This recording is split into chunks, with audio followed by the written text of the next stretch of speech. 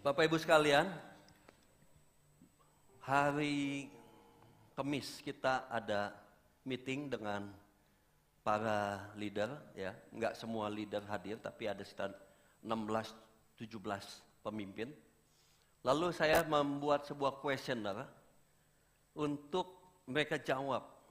Jadi ada sekitar mungkin 40 lebih pertanyaan. Dan puji Tuhan dan amazing, kita lebih mendeteksi potensi dan DNA gereja BICC. Dari questionnaire itu akhirnya dirangkum dan menemukan sebuah kesimpulan. Apa yang menjadi potensi tertinggi di gereja BICC, Pak? Dari questionnaire ini belum semua PPG, kita tes seluruh pemimpin. Dengan questionnaire itu akhirnya ketemu satu potensi tertinggi, kita gereja penyembahan, worship, menyembah. Gereja yang senang menyembah Tuhan. Bapak Ibu rasakan apa waktu kita menyembah Tuhan? Ada sesuatu yang sudah rasakan ketika kita menyembah Tuhan? Enggak semua gereja bisa merasakan seperti ini. Saya banyak kunjungan ke gereja dan saya tidak merasakan di atmosfer waktu menyembah Tuhan. Tapi I feel the Spirit ketika saya menyembah di GSJA BICC. Jemaat PPG senang menyembah Tuhan. 2, potensi yang terkuat, gereja persaudaraan. Rupanya kita senang bersaudara kayaknya ya. Luar biasa ya, kita senang memiliki persaudaraan. Saya ketemu dengan Pastor Jojo, Pastor Henny Christianus. Mereka nggak kenal tuh jemaatnya siapa yang datang. Tapi penuh. Tapi nggak saling mengenal. Oleh sebab itu mereka memperkuat yang namanya cell group. Karena kalau nggak ada cell group, maka gereja akan menjadi panggung. Hanya menjadi panggung tanpa mengalami hubungan persaudaraan. Makanya gereja yang kuat dalam persaudaraan, kalau tidak memperkuat dengan gereja sel yang dimana fondasinya ada cell group, maka gereja itu akan goyang. Tidak ada persaudaraan yang akan kekal tanpa ada komunitas. Selalu akan terjadi konflik-konflik. Ya, kita tahu yang namanya hubungan dekat itu juga paling gampang untuk konflik. Ya, justru yang nggak saling mengenal jarang konflik. Tapi gereja yang persaudaraan yang kuat itu paling gampang konflik. Paling sensitif dan paling mudah terhasut. Ada berita satu keluarga tahu semua. Namanya persaudaraan kuat.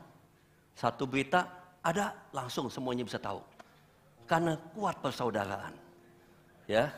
Katakan amin. Jadi ada negatifnya juga. Makanya mesti diperkuat dengan gereja sel dan gereja pemuritan. Sel group adalah wadah untuk memuridkan. Ya. Dan yang kedua, unik, kita punya potensi gereja pendoa. Jadi gereja yang suka berdoa. Saya tahu ini semua saling menopang. Penyembahan worship ada. Karena jemaat senang berdoa. Hubungan, relationship. The year of intimacy yang sudah lewat 2 tahun lalu. Itu membangun supaya jemaat senang berdoa. Senang datang menyembah Tuhan.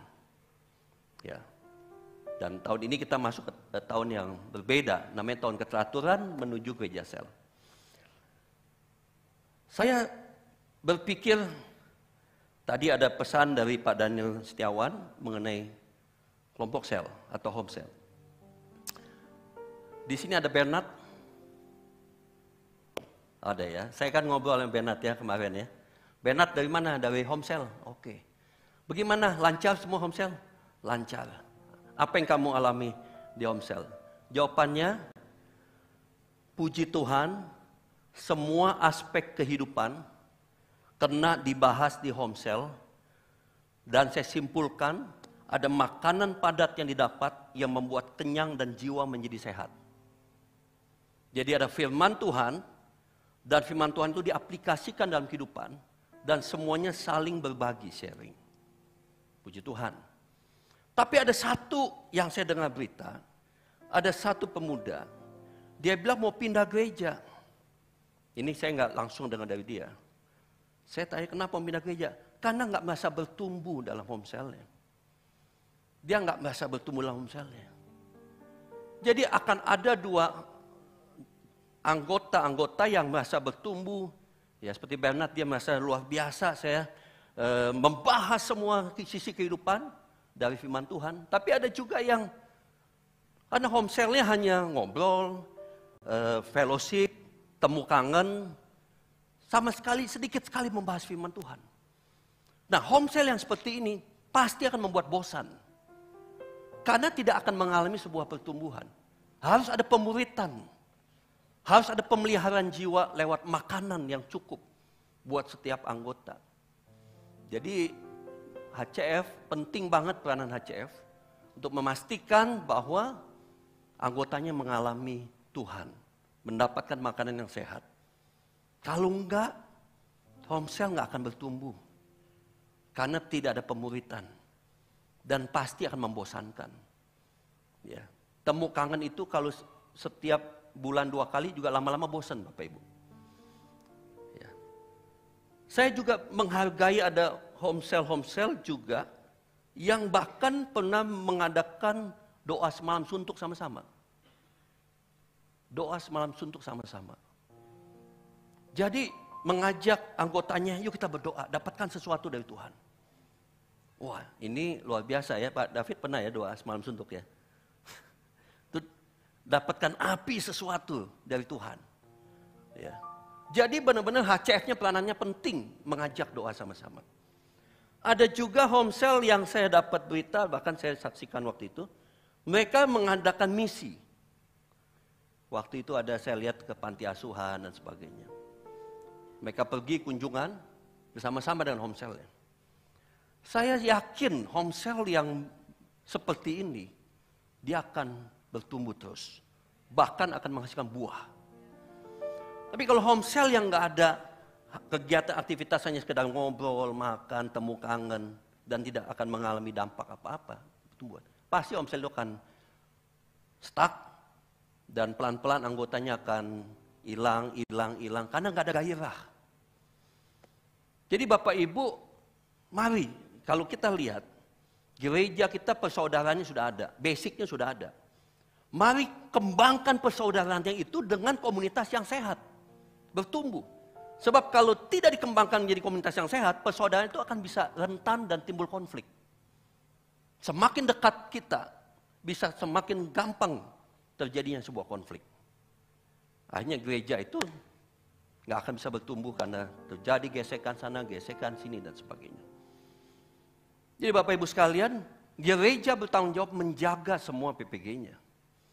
Kalau tadi ada pengumuman mengenai standar KPI, ya, kita meringkaskan KPI kita untuk selanjutnya, yaitu menara doa dan VIP. VIP pertemuan semua PPG. Menara doa untuk basic untuk Anda menjadi seorang penyembah. I am worshiper. Ya. Jadi memang kita memastikan menjaga supaya ada standar minimum supaya PPG bisa tetap di dalam rencana Tuhan, di dalam spiritnya, dalam sebagainya. Ya. Kenapa di interview? Karena mau dijaga Bapak Ibu. Pertumbuhan terjadi ketika kita ngobrol. Mungkin ada hal-hal yang menjadi kendala, ada problem dalam kehidupan Bapak Ibu yang sulit untuk selama ini diungkapkan. Nah ini kesempatan. Kita mau BPG itu dibapai. Jadi interview itu sebetulnya satu jembatan di mana Bapak Ibu juga bisa mengungkapkan isi hati, ya apa yang menjadi kendala atau menjadi masalah Bapak Ibu. Ya. Kenapa Bapak Ibu sekalian? Karena hari ini saya juga mau membahas mengenai free will. Apa artinya free will Bapak Ibu? Free will adalah kehendak bebas. Setiap kita punya kehendak bebas. Hari ini, semua yang terjadi dalam kehidupan kita, itu semua dikendalikan oleh free will. Kehendak bebas kita. Kita manusia bukan robot. Saya percaya kita manusia hari ini bukan robot. Kita bukan robot yang bisa diatur seenaknya. Mesti begini, mesti begini, mesti begini, dan mesti begini. Ya. Karena kita punya hak untuk mengambil keputusan. Ya. Kita punya sesuatu yang luar biasa yang namanya free will. Artinya apa? Kita punya kebebasan untuk menentukan masa depan kita. Saudara bisa menentukan untuk masa depan saudara. Saudara, makanya di Alkitab, ya, free will itu adalah sebuah tembok sebetulnya, yang mana iblis maupun Tuhan sulit untuk masuk. Karena ada free will. Tuhan gak mau menciptakan kita sebagai robot, tapi Tuhan mau kita yang memutuskan untuk mengambil sebuah sikap dan keputusan. Apalagi sebagai PPG hari ini, saudara mau datang, saudara mau pelayanan, saudara mau ikuti standar, itu semua tergantung free will saudara, kehendak bebas saudara. Ya. Makanya di Alkitab, kalau khususnya di Perjanjian Baru, Bapak Ibu sekalian, iblis menipu, iblis menggoda, tapi nggak bisa memaksa. Tuhan menasehati, aku ketok pintu, barang siapa mendengar, aku akan masuk dan makan. Tuhan berusaha ketok pintu, ya. Dikatakan iblis berusaha menjatuhkan, iblis berusaha menipu, Tuhan berusaha membangkitkan. Ayo semangat, bangkitlah. Biar sinarmu bercahaya terang. Kemuliaan Yesus nyata dalam kehidupan kita. Bangkitlah. Senantiasalah berdoa. Tetaplah bersyukur. Tuhan berusaha untuk membangun, iblis berusaha menjatuhkan dan menipu. Tapi hasilnya tergantung free will. Kehendak dan keputusan bebas kita. Kebebasan kita untuk memilih. Bahkan berkat atau kutuk, nanti akan saya buka ayat. Bahkan berkat atau kutuk pun itu tergantung free will. Pilihan. Udah pasti Tuhan mau memberkati kita. Iblis mau mengutuk kita. Tapi yang bisa membuat kita dapat berkat atau kutuk adalah free will. Ya. Bahkan saudara mau bertumbuh dan berbuah pun tergantung free will saudara. Bukan tergantung pendeta, bukan tergantung gereja. Gereja tugasnya memastikan free will saudara punya pondasi yang kuat. Makanya ada khotbah, ada kelompok sel, ada menara doa. Memastikan supaya free will saudara, kehendak bebas saudara untuk memilih, itu punya pondasi yang tepat, yang kuat. Sehingga waktu saudara memutuskan untuk melayani, memutuskan untuk baca firman, memutuskan untuk ibadah, itu saudara karena punya pondasi yang kuat. Karena free will tidak bisa berdiri sendiri. Free will ada yang bisa mempengaruhi, baik itu lingkungan apapun dan sebagainya. Ya. Baik itu sosial media, jangan bukakan nanti, pengaruh sosial media bisa mempengaruhi free will kita. Apa yang kita tonton, apa yang kita dengar dan kita lihat, itu mempengaruhi free will kita. Apakah kita dengar sudah jatuh dalam dosa? Belum. Apakah kita menonton sudah jatuh dalam dosa? Belum.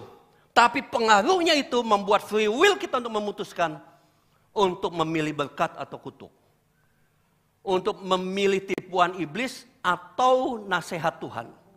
Karena anyway, semua manusia ditentukan oleh free will-nya dia. So, jadi free will itu harus dijaga benar-benar. Kalau kecenderungannya udah mulai ke kiri, ke kanan, kita mesti cepat-cepat memperbaiki pondasinya. Biasanya kita bisa sadar, gue udah mulai jauh nih, udah mulai menyimpang nih. Kita segera sadar, kita kembali. Ya, kok omongan gue jadi begini ya, jadi banyak negatifnya. Kok gue jadi malas ya gini-gini. Kita mesti kembali. Untuk apa? Untuk memperbaiki pondasinya.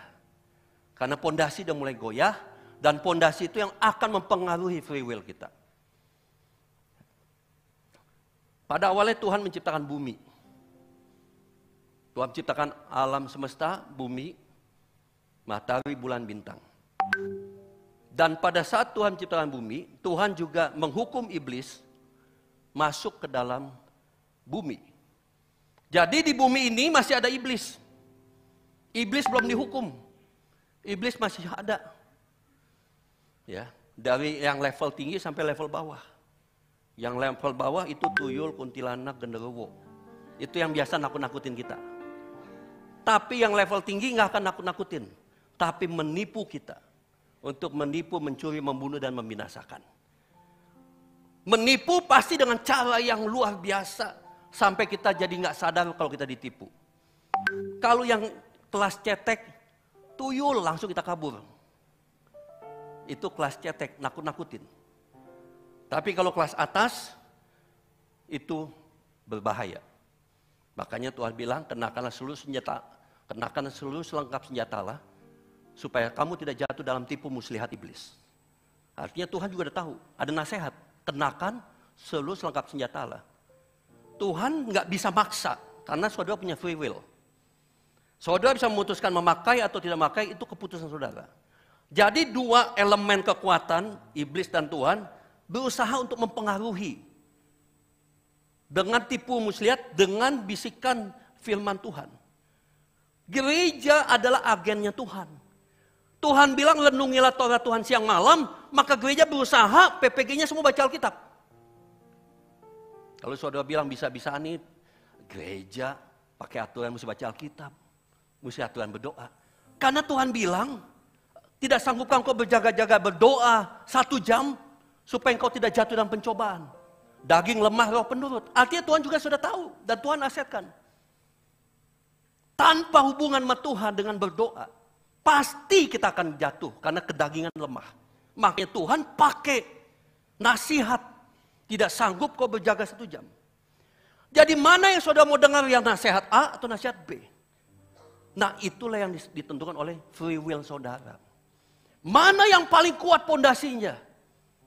Pondasi yang dari Tuhan atau pondasi yang setiap hari lihat sosmed 7 jam. Setiap hari nonton film 10 jam. Datang ke gereja dengan firman Tuhan 40 menit dan kadang udah 1 jam firman Tuhan. Lama banget firman Tuhan. Tapi begitu sudah lihat TikTok, wah scrolling tanpa terasa 4 jam, 5 jam. Mana yang paling kuat? Yang mempengaruhi free will saudara? Itu tergantung mana yang paling banyak dikasih makanan. Tergantung Bapak Ibu kasih makanan yang mana yang paling banyak. Dan problemnya iblis ada di bumi. Iblis belum ada di neraka. Iblis belum ada di lautan api. Iblis belum dihukum. Iblis masih ada bersama dengan kita. Dan puji Tuhan, Tuhan memisahkan kita dengan iblis. Tuhan ciptakan yang Taman Eden. Tuhan ciptakan Taman Eden, dan manusia hidup dengan nyaman, tidak ada gangguan iblis. Maksudnya dia tidak berkomunitas dengan iblis, tapi dia berkomunitas dengan Tuhan. Tapi iblis masih bisa ngomong, masih bisa nipu-nipu. Akhirnya apa? Manusia akhirnya jatuh.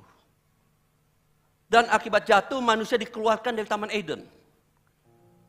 Taman Eden ditutup, dikunci, dan manusia tidak bisa lagi hidup di Taman Eden. Manusia mesti keluar. Dan hidup di alam bersama dengan iblis. Why? Kenapa manusia bisa jatuh dalam dosa? Karena manusia punya free will. Jadi kejatuhan pertama bukan karena iblis menggoda, iblis menipu, bukan. Iblis memang job desk-nya menipu. Memang job desk-nya dia dari dulu menipu, membunuh, dan membinasakan. Kita nggak bisa salahin dia. Itu memang tugas dia. Dari bosnya udah kasih perintah kepada anak buahnya. Kamu mesti menipu, membunuh, dan membinasakan. Jadi kita mesti, yang kita perhatikan baik-baik adalah free will. Kehendak bebas kita. Untuk memutuskan. Ikut kata Tuhan atau ikut kata iblis.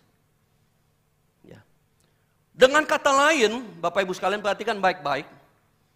Manusia bisa gagal, manusia bisa sukses, manusia bisa berkemenangan, semua karena free will. Semua tertulis dalam firman. Bagaimana cara hidup berkemenangan. Bagaimana bisa jadi sukses. Bagaimana bisa menjadi naik level. Semua tertulis di Alkitab. Tapi juga di sosmed juga banyak yang tertulis. Yang kita dengar. Yang bukan dari Tuhan. Jadi Bapak Ibu. Kehendak bebas. Apa itu kehendak bebas? Kita mau disiplin atau tidak disiplin. Itu kehendak bebas. Saudara mau datang terlambat atau dia terlambat. Itu kehendak bebas. Nggak apa-apa terlambat. Yang penting nanti saya datang ke gereja. Atau saudara datang ke kantor. Itu semua karena free will. Ya. Bukan salahnya kantor, bukan salahnya aturan. Ini banyak aturan banget nih. Bukan. Itu tergantung free will. Aturan semua berguna untuk mengatur. Problemnya maukah tidak diatur? Mau nggak kita naik level? Orang yang mau naik level pasti dia mau ikut aturan. Yang nggak gagal di sekolah, yang nggak naik kelas. Dia aturannya dia mesti belajar. Jadi free will adalah kemampuan manusia untuk membuat pilihan secara sadar tanpa paksaan. Dan ini tanggung jawab besar untuk memilih. Jadi free will adalah kemampuan. Puji Tuhan. Ini anugerah bukan? Anugerah. Saya tanya sama istri saya, kamu mau nggak? Nggak punya free will? Nggak mau dong, saya mau punya free will. Jadi free will itu sebetulnya anugerah. Tuhan baik, dia nggak jadikan kita robot. Dia kasih kita kebebasan untuk memilih. Jadi free will itu sebetulnya sesuatu yang baik buat kita. Tapi kalau pondasinya nggak kuat, itu menjadi sesuatu yang tidak baik. Kita lihat Ulangan 30 ayat 19. Aku memanggil langit dan bumi menjadi saksi. Sampai Tuhan panggil langit dan bumi. Supaya langit dan bumi bisa menyaksikan, menjadi saksi. Terhadap kamu pada hari ini. Kepadamu kuperhadapkan kehidupan dan kematian. Berkat dan kutuk. Lalu apa nasihat Tuhan? Pilihlah kehidupan. Nasihat. Nasihat Bapak Ibu. Tuhan gak bisa paksa. Karena Tuhan sudah memberikan anugerah yang sangat besar dan free will. Bapak Ibu bukan robot. Dan Tuhan nasihat pilihlah kehidupan supaya engkau hidup baik engkau maupun keturunanmu. Jadi Bapak Ibu sekalian kalau kita lihat. Ternyata kehidupan dan kematian itu bukan lagi ditentukan Tuhan. Tapi ditentukan dari pilihan. Pilihan yang Tuhan sudah kasih tahu jalan-jalannya. Begitu kita menyimpang dari jalan-jalan yang Tuhan tentukan. That's problem dalam kehidupan kita. Karena Tuhan tahu. Ada batasan-batasan yang tidak boleh kita lewati. Contoh, hukum Taurat saja. Jangan mencuri, jangan membunuh, jangan berzinah. Jangan berbohong dan sebagainya.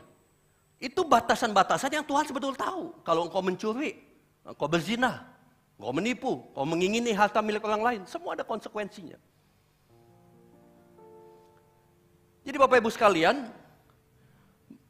jadi hari ini kita yang harus memutuskan satu. Kan tadi Pak Nyokcing bilang, kita akan ditanya masih siap nggak untuk melayani Tuhan. Itu free will. Kenapa mesti ada interview? Supaya Bapak Ibu memutuskan sendiri. Mau melayani Tuhan atau tidak. Bukan karena paksaan. Bapak Ibu melayani Tuhan harus berdasarkan kesadaran, pilihan, dan keputusan untuk melayani Tuhan. Jadi setiap 2 tahun kita ada pelantikan dan pasti akan diinterview.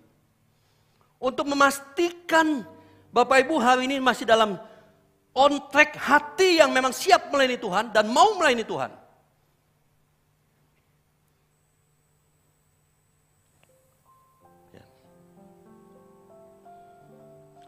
Apakah keputusan untuk mau baca firman atau tidak? Keputusan untuk mau mengampuni atau tidak? Keputusan untuk tidak emosi dan marah atau tidak? Keputusan untuk menjadi murid Kristus atau tidak? Itu semuanya free will Bapak Ibu. Dikasih jadwal, Bapak Ibu marah-marah misalnya. Jadwal lagi, jadwal lagi.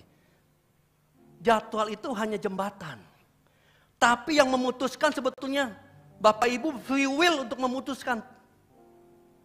Untuk apa? Mau melayani atau tidak? Ya kalau ada yang suka ganti-ganti pelayanan, ya Bapak Ibu saya introspeksi diri. Tahap pertama, ketika Tuhan bilang pilihlah kehidupan. Satu, tahap pertama, mau menerima Yesus itu adalah free will. Dua, mau datang ke gereja adalah free will. Mau dibaptis adalah free will. Kenapa? Karena saya percaya Tuhan. Jadi, mau menerima Yesus karena datang ke gereja, dibaptis karena saya percaya Tuhan. Tapi ada tahap kedua, mau dimuridkan. Mau diberi tanggung jawab. Mau diutus. Mau setia. Itu juga free will untuk dipercaya sama Tuhan. Kalau tadi Bapak Ibu percaya sama Tuhan, karena Tuhan hebat luar biasa. Tapi yang kedua free will Bapak Ibu adalah, Bapak Ibu mau naik level untuk dipercaya oleh Tuhan. Karena banyak orang hanya mau jadi percaya, tapi tidak mau dipercaya. Dikasih kesempatan, dikasih tanggung jawab. Aduh jangan, saya nggak ada waktu, jangan deh. Saya cukup datang ibadah saja. Ada orang hanya percaya untuk mengisi dirinya. Dia datang ke gereja dengan firman Tuhan, tapi dia belum punya free will untuk masuk ke level kedua, dipercaya oleh Tuhan. Dengan apa? Menerima tanggung jawab. Menerima otoritas. Siap diutus. Siap konsisten. Siap komitmen. Masuk level 2. Jangan-jangan PPG kalau tidak diinterview, masih maunya level 1, tahap 1. Yang penting saya ke gereja. Yang penting saya mau menerima Yesus. Tapi begitu dikasih tanggung jawab dan otoritas, aduh capek, beban, mengeluh. Kayaknya saya nggak ada waktu dan sebagainya. Artinya Bapak Ibu belum punya free will untuk masuk ke level kedua, untuk jadi orang yang dipercaya. Dipercaya itu karena ada tugas. Jadi dipercaya itu karena ada otoritas dan tugas yang diberikan, maka dia lakukan. Maka dia mulai masuk untuk masuk level dipercaya. Nah kalau sudah sampai level dipercaya, sudah siap menerima tanggung jawab, diutus dan setia. Dia sudah siap dipercaya, baru masuk level ketiga. Free will-nya, yaitu apa? Mau menjalankan otoritas tertinggi sebagai gereja, murid dan penyembah. Itu kepercayaan. Saya bukan hanya dipercaya, tapi saya kepercayaan bos saya. Banyak yang dipercaya di perusahaan. Tapi hanya 1-2 yang menjadi kepercayaan bos. Yang teruji kesetiaannya. Yang membutuhkan banyak waktu. Yang membuat dia, bos bisa bilang, ini orang yang setia, yang layak untuk menjadi orang yang saya berikan kepercayaan. Ketika bos mau buka peluang-peluang bisnis, ketika bos mau buka lagi cabang-cabang, maka yang pasti ditunjuk orang kepercayaan. Orang yang dipercaya lebih masuk ke level-level divisi, ke manajer divisi dan sebagainya. Tapi untuk memegang area yang lebih besar, dia pasti ngomong kepada orang kepercayaan. Bisa nggak? Kamu yang pegang Jawa Barat.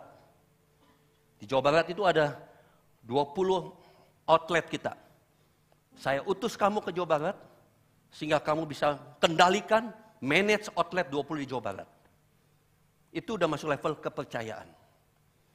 Itu juga perlu free will. Dengan dia meningkatkan level, berarti pengorbanan lebih besar. Dia mesti kerja keras lebih kuat. Dia mesti lebih siap untuk menangani banyak tanggung jawab. Jawa Barat. Bahkan ada yang sampai level bukan hanya Jawa Barat, seluruh Indonesia. Ini orang kepercayaan bos. Kenapa? Karena dia sudah masuk untuk siap menjadi kepercayaan. Problemnya adalah kita anak-anak Tuhan. Siap nggak jadi kepercayaannya Tuhan? Siap nggak jadi kepercayaannya Tuhan? Bagaimana dia bisa jadi kepercayaannya Tuhan kalau dia belum masuk tahap kedua? Untuk apa? Diberikan tanggung jawab, diberikan otoritas. Kalau dia belum siap sampai di situ, jadi free will akan berjenjang. Mulai dari bupati, gubernur, sampai ke presiden, semua berjenjang. All are free will. Semua adalah free will. Pilihan benar dan pilihan salah. Konsekuensinya adalah pilihan benar mendatangkan berkat.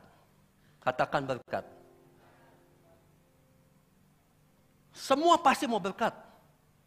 Saya yakin semua mau berkat Tuhan. Tapi berkat itu ternyata pilihan. Pilihlah berkat dan kutuk. Dan Tuhan bilang pilihlah kehidupan. Jadi sebetulnya berkat itu ada karena pilihan. Mau nggak disiplin? Mau nggak rajin?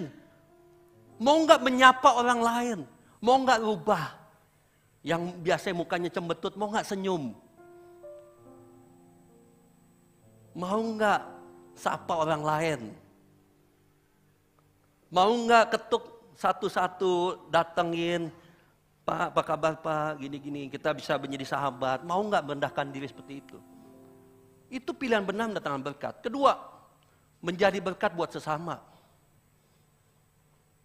Pilihan benar kan otomatis kita jadi berkat buat sesama kita. 3, apa Bapak Ibu?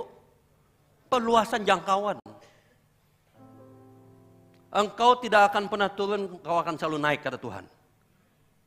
Artinya Tuhan gak pernah suka dengan step yang itu-itu saja. Engkau akan tetap naik, artinya apa? Tuhan mau engkau naik levelnya, naik areanya, naik, semuanya naik. Itu yang Tuhan mau.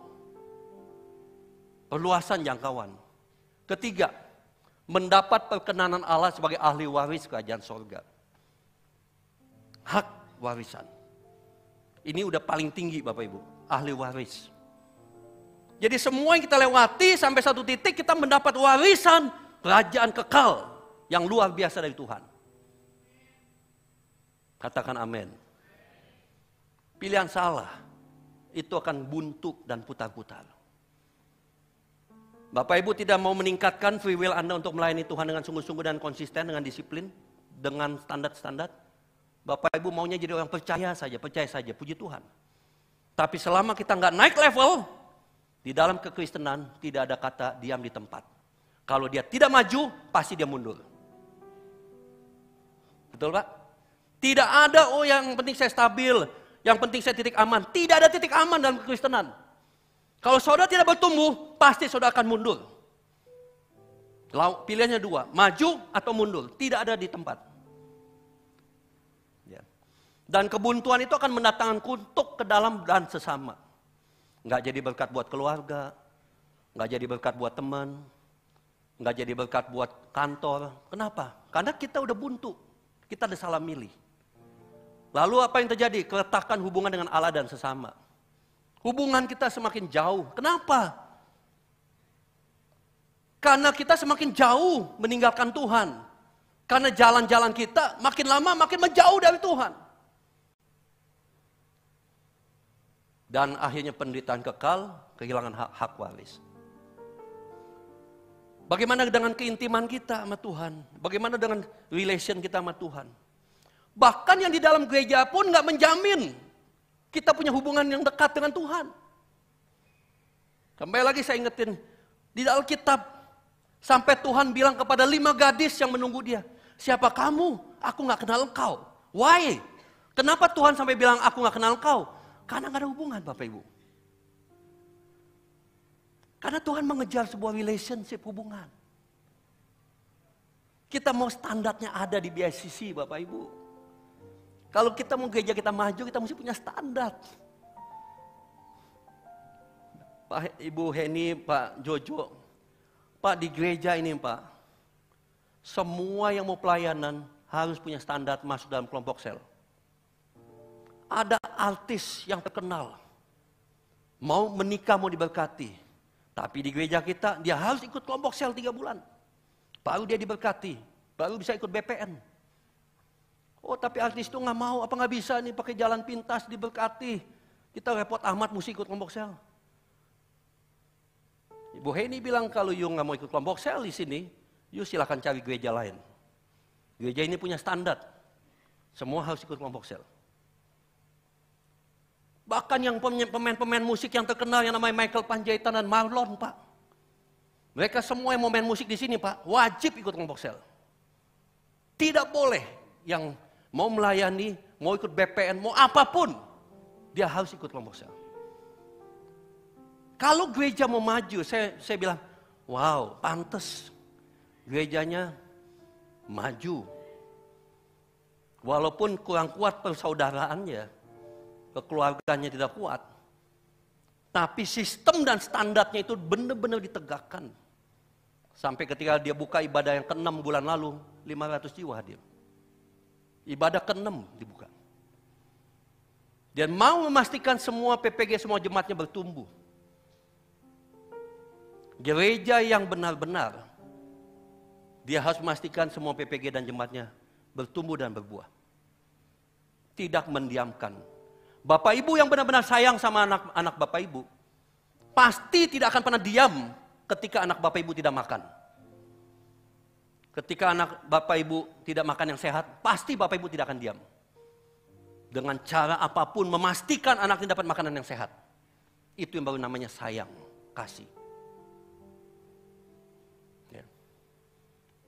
Jadi Bapak Ibu sekalian, ada konsekuensi-konsekuensi yang tadi kita hadapi. Pilihan benar atau pilihan salah. Kalau seseorang tidak lulus ujian masuk universitas karena nilainya tidak baik, itu konsekuensi atau hukuman? Konsekuensi pilihan. Dia nggak mau belajar, dia nggak naik kelas. Tidak masuk surga, konsekuensi pilihan atau hukuman? Pilihan. Berkat atau kutuk? Itu pilihan.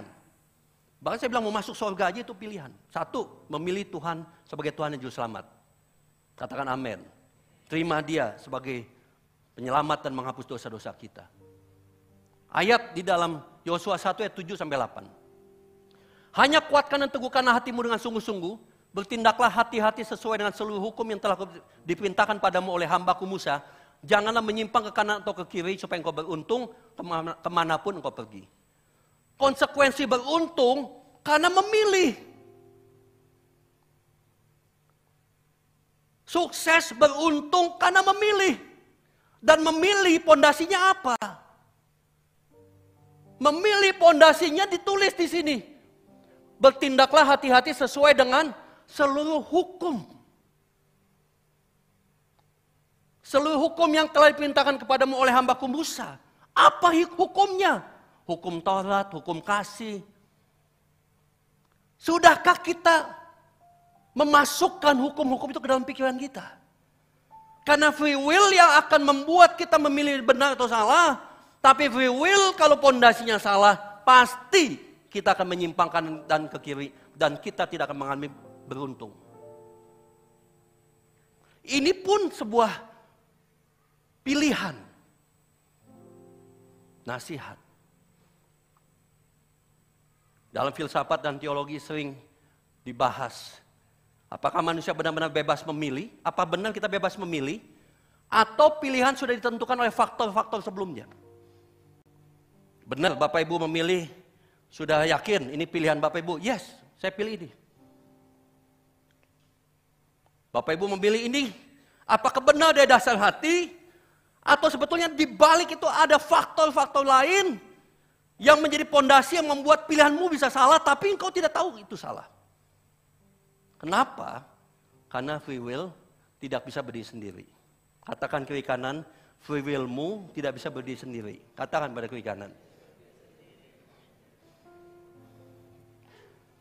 Jadi free will itu tidak independen. Selalu ada dasar atau pengaruh saat mengambil keputusan. Dipengaruhi oleh berbagai faktor eksternal maupun internal. Nilai-nilai, pengetahuan, moral, budaya, sekitar, dan pergaulan. Ya, contoh tadi kita sudah lihat bagaimana Hawa. Ya, bagaimana Hawa itu dipengaruhi oleh kata-kata iblis. Bagaimana peranan sosial media, Google, TikTok, dan pengaruh eksternal menentukan keputusan untuk kita membeli atau tidak. Kita lihat sosmed, ada produk-produk yang membuat kita akhirnya memutuskan untuk membeli atau tidak.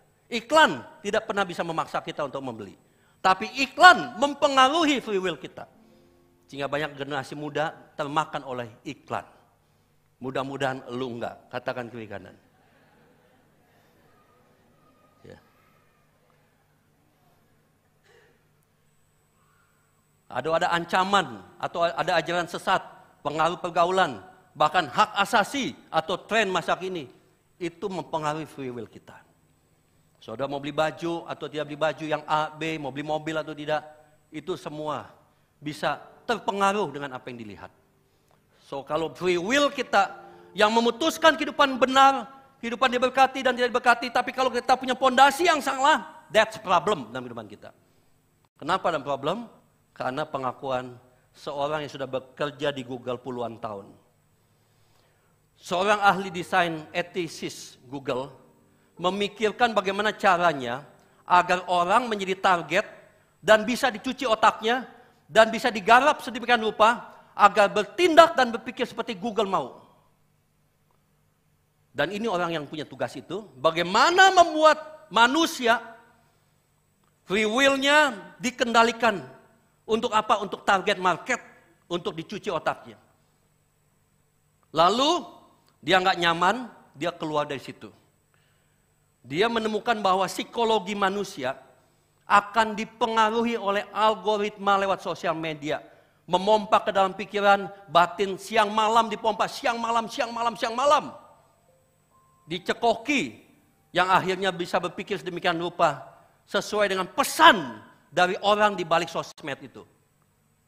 Ada orang di balik sosmed, ada orang di balik game, ada orang di balik film yang punya tujuannya mempengaruhi free will kita. Saya nggak bilang jangan lagi lihat sosmed, tapi saya bilang perkuat free willmu dengan firman Tuhan. Perkuat free willmu dengan hubungan intim dengan Tuhan. Perkuat free willmu dengan ibadah yang rajin. Perkuat free willmu dengan home cell di mana ada teman yang menasihati kita. Kalau semua itu diabaikan, ahli sudah bilang begini, bahwa bahkan identitasmu bisa berubah karena sosmed. Yang tadinya lahir cowok bisa jadi cewek. Tuhan bilang gendernya cuma laki dan wanita. Karena ada free will lihat di sosmed, dia besok bisa berubah dan menentukan pilihan sendiri gender dia tanpa boleh dilarang oleh orang tuanya. Itu yang namanya hak asasi manusia yang sudah mulai masuk ke dunia saat ini. Kita membentuk identitas, cara kita menjalin hubungan, cara kita membuat pilihan dan memahami dunia. Teknologi, media sosial, smartphone memungkinkan pengaruh dan manipulasi bias dan kelemahan manusia dan menguasai psikologi kita dengan cara yang tidak kita sadari, membentuk identity sesuai yang dunia mau, bukan yang Tuhan mau. Jadi kita harus hati-hati dalam melihat, ya. Berapa banyak kita dengar firman Tuhan, berapa banyak kita seminggu dengar khotbah dan sebagainya. Setiap hari kita baca firman dan sebagainya. Karena itu semua mempengaruhi free will. Jadi waktu si Hawa bilang, ini bukan saya, ini salah si ular. Tetap Tuhan hukum si Hawa. Kenapa? Yang memutuskan free will adalah Hawa. Tapi Hawa salahin ular. Tetap Tuhan hukum Hawa. Dan si Adam ikut-ikutan sama istrinya, betul? Tetap Tuhan salahin Adam. Kenapa? Kenapa ikut-ikutan? Seandainya Pak, Adam nasihati istrinya, lu salah, udahlah, yuk kita bertobat sama Tuhan. Dan kali jangan diulangi lagi. Tuhan, saya minta ampun Tuhan, istri saya bersalah, dia berdosa. Seandainya Adam gak jatuh, manusia tidak akan pernah jatuh. Karena Adam yang paling tinggi, yang memutuskan free will-nya untuk ikut Tuhan atau tidak. Apalagi kepala keluarga, bapak-bapak di sini yang menjadi kepala keluarga. Anda sebagai kepala rumah tangga, free will Anda menentukan mati hidup keluargamu. Wow, sampai begitu ya? Iya. Bapak-bapak sebagai kepala keluarga, ibu-ibu sebagai ibu rumah tangga, menentukan mati hidup anak cucumu. Kalau saudara tidak mengajarkan yang baik, tidak membimbing dia datang ke gereja, tidak membimbing dia baca firman, one day free will dia akan dikendalikan oleh dunia. Dan kalau sudah dewasa umur 12, 13, 14, Bapak Ibu sudah tidak bisa lagi mengendalikan dia. Karena dia bisa ngelawan. Bapak jadul, mama jadul, gak tahu masa depan, gak tahu teknologi, gak tahu ini. Wah, lebih galak anaknya. Saya lihat Gereja makin menurun yang warna biru, lalu pemakai sosmed semakin meningkat. Ini di Amerika. Jadi ada analisa, kok pengunjung gereja makin lama makin turun. Tapi sosmed makin meningkat. Saya undang WL Singa untuk maju depan. Di Indonesia puji Tuhan, luar biasa, nomor 1 di dunia. Pemakai sosmed setiap hari 6,2 jam per hari. Berikan tepuk tangan untuk Indonesia. Dan bilang pada kiri kanannya, itulah saya. Indonesia nomor 1 pemakai sosmed 6,2 jam per hari rata-rata. Kita bangga? Kita bangga Indonesia nomor 1. Dan pengekspor asap Kalimantan itu kebakaran diekspor ke Singapura, ke Malaysia. Puji Tuhan Indonesia kita terkenal Bapak Ibu sekalian. Jadi saya tutup begini Bapak Ibu. Mengendalikan pikiran Anda, mengendalikan free will Anda. Hawa jatuh karena free will. Hamba-hamba Tuhan jatuh semua karena free will. Dalam memenuhi panggilan Tuhan, Filipi 4 ayat 8. Jadi akhirnya saudara-saudara, semua yang benar, semua yang mulia, katakan amin. Semua yang adil, amin. Semua yang suci, amin. Semua yang manis, amin. Semua yang sedap didengar, amin. Semua yang disebut kebajikan, amin. Dan patut dipuji. Yes. Katakan sama-sama, pikirkanlah semuanya itu. Berikan kemuliaan tepuk tangan buat Tuhan kita. Amin, haleluya Jesus. Jadi terakhir di slide saya ditulis ini udah yang saya tutup ya. Pikiran kita menentukan situasi kerohanian kita. Dan kerohanian kita menentukan level keputusan kita. Pikiran kita menentukan situasi kerohanian kita. Dan kerohanian kita menentukan level keputusan kita. Kelolalah dengan benar otak kita. Disitulah sumber free will. Yuk kita datang pada Tuhan. PPG siap melayani Tuhan 2025-2027. Memang benar ini adalah free will Bapak Ibu sekalian. Tapi saya percaya Bapak Ibu mendengar firman Tuhan, mengerti firman Tuhan, dan Bapak Ibu bisa mengambil keputusan yang tepat. Karena Tuhan menanti pada saatnya nanti Tuhan akan tanya apa yang sudah saudara lakukan. Dan Tuhan akan tunggu jawaban saudara. Lalu saudara akan jawab, Tuhan kasih saya 2 talenta. Sekarang saya sudah menjadi 4 talenta. Saudara bilang saya sudah punya 5 talenta, saya akan menjadi 10 talenta. Dan Tuhan bilang, engkau hambaku yang baik dan setia. Masuklah dengan kebahagiaan bersama dengan aku. Tapi ketika kita tidak bertumbuh, memilih pilihan salah. Tuhan bilang apa?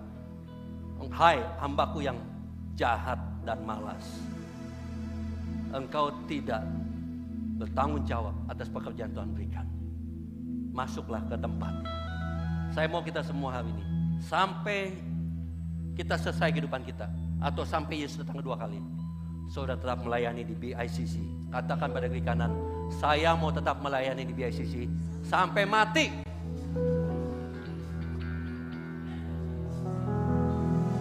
Sampai mati saya mau melayani Tuhan. Berikan tepuk tangan buat Tuhan kita. Haleluya. Amin. Bless the Lord, oh my soul. Oh my soul. Worship Him.